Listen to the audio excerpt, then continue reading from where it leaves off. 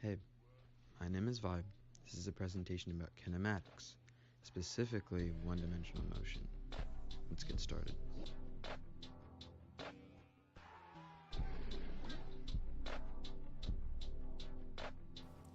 Say you're on a road, driving. Or maybe walking. Either way, this is known as one-dimensional motion. Why? Because it's quite literally one-dimensional motion, meaning you can only go in one direction at a time. This can be seen with the car, which can only go forward or reverse. Some key variables in this are position, time, and velocity, and eventually acceleration. Let's start with the variable position.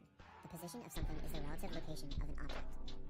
From the position comes displacement, which is the distance between the endpoint and the starting point of an object. Displacement can be negative, positive, or even zero. A negative displacement means the object traveled in the negative dimension. A positive displacement means the object traveled in the positive dimension. A displacement of zero means the endpoint and the starting point are the exact same. Don't let this trick you up, because you could travel for a year and come back to the very exact same spot and the displacement would end up being zero. This can be further seen in the pictures. It's also very important to note that the negative and positive dimensions I've been referring to are entirely arbitrary, meaning it's either predetermined by where you're experimenting or you can decide. Next, we can move on to the variable of time. The variable time is usually used interchangeably with period of time, which is represented by delta t. It's just another word for the duration of a trip or a movement or an interval. It's essentially like displacement, but with time. Now we can move on to velocity. Velocity is equal to the displacement over time. Let's go back to the car example. Say you're cruising on the highway, so you're going 70 miles an hour. This 70 miles per hour measurement is the velocity of which the car is traveling. No, it's not. The speedometer in a car measures, not surprised, the speed of a car, not the velocity. Confused? Thought so. Let's clarify. Speed versus velocity. It's pretty simple. Speed measures the distance over time. Velocity measures the displacement over time. So you might be asking, what's the difference between distance and displacement? That's simple as well. Distance is just the area covered by this object. And like I said before, displacement is the amount of space between the starting and the ending point of an object's movement. With all these variables affecting data, it's really helpful to use graphs to organize the data you're given or that you've collected. There are several types of graphs that could be used to chart the data in this specific unit. First, we have the position time graph. This type of graph, like it sounds, is a position versus time graph, with the time on the x-axis and the position on the y-axis.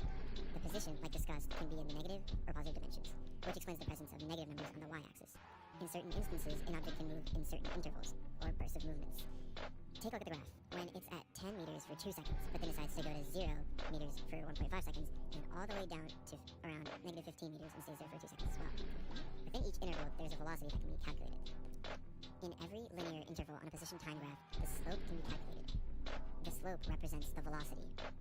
The slope can be found by subtracting the ending value and the starting value of each interval, and dividing that by the time that has elapsed in the interval. By subtracting the end and starting points of the interval, you're essentially finding the displacement and you're dividing by the period of time still. From velocity, we can move on to acceleration. Acceleration is the change in velocity over a period of time. When you step on the pedal in a car, the car is accelerating. Back to the graphs, there's also a velocity time graph, which has the intervals that we talked about earlier. However, when you find the slope of these intervals, you won't be finding velocity, you'll be finding acceleration, which is measured in meters per second square.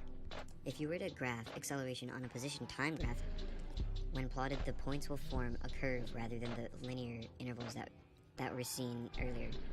Very similar to how you find the velocity using position and time, the acceleration at a certain point can be determined by subtracting the end velocity and the start velocity and dividing it by the period of time, which put together means delta v over delta t equals a. Rearranging this equation helps derive one of the most useful equations in this unit, which is v equals v initial plus a times t. If we put together all of the equations that we have derived, we land at a super equation, which is x minus x initial equals v initial times t plus half times a times t squared. These two rearranged equations are only examples of the numerous other kinematic equations that can be derived just by rearranging to suit your current situation.